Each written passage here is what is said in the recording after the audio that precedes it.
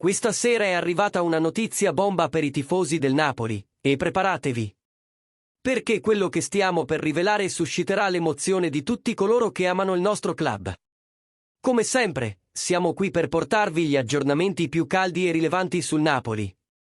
Per tenervi aggiornati su tutto ciò che accade dietro le quinte. Prima di tuffarci in queste fantastiche informazioni, cogliete l'occasione per lasciare il vostro like e iscrivervi al canale. In questo modo, sarete sicuri di non perdere nessuna notizia sulla nostra squadra. Ora passiamo agli affari. C'è qualcosa di grosso dietro le quinte del Napoli.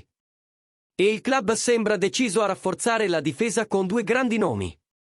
Secondo le voci di mercato, il Napoli avrebbe messo nel mirino due difensori centrali. Jakub Kiwior dell'Arsenal e K.O. Itakura del Borussia Mönchengladbach. La squadra di Antonio Conte ha bisogno di maggiore solidità difensiva e questi due nomi sono considerati ideali.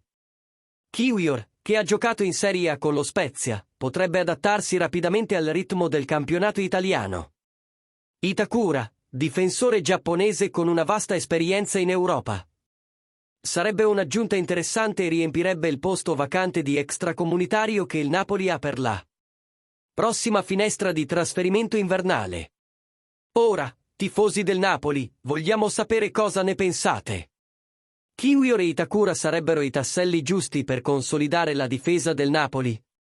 Conte fa bene a cercare rinforzi orientali per aggiungere esperienza e versatilità alla squadra.